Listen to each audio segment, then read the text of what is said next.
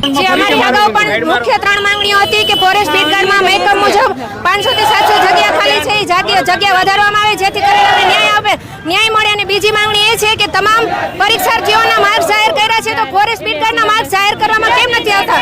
અને ત્રીજી મુખ્ય માંગણી એ છે કે તમામ પરીક્ષાઓમાંથી સીબીઆઈટી પદ્ધતિ રદ જ થવી જોઈએ જેથી કરીને તમામ વિદ્યાર્થીઓના ભવિષ્ય રોડાય નહીં અને અમારા પરિણામ ઉપર પાણી ન ફરી વળે. રજૂઆત કરી રહ્યા છીએ. અમારા ધારાસભ્યો 46 ધારાસભ્યોએ પણ રજૂઆત કરી છે અમારા વતી, પણ ફોરેસ્ટ ગાર્ડને આ લોકો ન્યાય આપવા માટે તૈયાર જ નથી. સીસીઈના માર્ક આપ્યા તો અમારા ફોરેસ્ટ ગાર્ડનો શું વાંક છે? તો અમને માર્ક્સ નથી આપતા. અને 500 થી 700 જગ્યા બીટ ગાર્ડની ખાલી પડી છે તો 500 થી 700 જગ્યા અમારી વધારવામાં આવે તો જ અમને ન્યાય મળશે.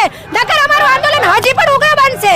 એવું છે કે સીસીઈની અંદર જે માર્ક્સ જાહેર કરેલું છે એમાં આ જે ફોરેસ્ટના છે એના કરતાં 88,000 ઉમેદવારો વધારે છે, છતાં એ લોકોની 50 MBની 10,000 પેજની PDF જાહેર કરેલી છે. અને અહીંયા 88,000 ઉમેદવારો ઓછા હોવા છતાં એમની પરીક્ષા સૌથી પહેલાં CBRTમાં લેવી હોવા છતાં એમના માર્ક્સ એક PDFમાં જાહેર નથી કરી. અને આ માંગણી સતત ઓગસ્ટ મહિનાથી લોકો કરી રહ્યા છે, જ્યારથી પહેલું રિઝલ્ટ તેઓએ આપ્યું ત્યારથી કરી રહ્યા છે. બીજી માંગણી એ છે કે તેઓએ વેઇટિંગ લિસ્ટનું કીધું હતું, એને મહિનો થઈ ગયો, એ માંગણી ભૂલી ગયા છે. ત્રીજું કે આની અંદર જગ્યા વધી શકે છે, એ ભૂલી ગયા છે. અને ચોથું કે 42 પ્રશ્ન હજી અનસોલ્વડ છે.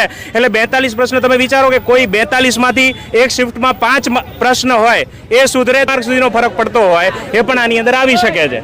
છતાંય 42 પ્રશ્ન હજી અનસોલ્વડ કરીને TCS કે ગૌણ સેવા કોઈ જવાબ આપતું નથી. આ 4 મેઇન પ્રશ્નો છે. અને મેઇન જે વિદ્યાર્થીઓની માંગણી છે કે CCE વાળાને માર્ક આપ્યા છે તો આમને કેમ નહીં? આમની તો પહેલી પરીક્ષા લીધી, 88,000 ઉમેદવારો ઓછા છે આમના. યારે વાલા દવલા જેવું થયું છે.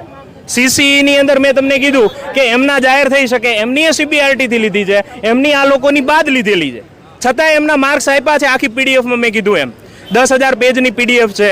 અને આ લોકોએ એ માંગણી સતત કરી છે, છતાંય ત્યાં ગોપનીયતાનું બહાનું આપ્યું કે ભાઈ આ ગોપનીયતા છે. તો CCEમાં કેમ ગોપનીયતા ન રહી?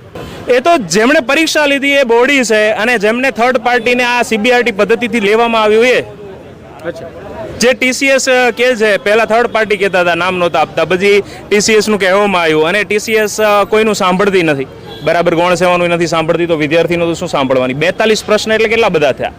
આમાંથી એક વિદ્યાર્થીને મેં કહ્યું એમ એક શિફ્ટમાં જો 5 પ્રશ્ન સુધરે તો 5 દુને 10 માર્ક એમને મળે, અને નોર્મલાઇઝેશન થઈને એમાં 15-20 માર્ક સુધી મળે. એટલે હાલ જો 140 અટકવું હોય તો 120 વાળો એમાં આવી શકે. અમે આ 4થી 5મી વખત આવ્યા છીએ. સચિવશ્રીએ પણ આની અંદર તેઓ જે છે એમના કર્મચારી આવ્યા હતા એમાં કંટાળી ગયા છે એમની સામે. અને આમાં મેઇન એવું છે કે જે TCSને મેથ્સ રિઝનિંગના જ સવાલો સારા કાઢતા આવડે. બીજા અન્ય વિષયોના વાત કરીએ તો 48 શિફ્ટમાં 2400 પ્રશ્ન પર્યાવરણના હતા. સૌથી વધુ ભૂલ પર્યાવરણના પ્રશ્નોમાં નીકળેલી છે.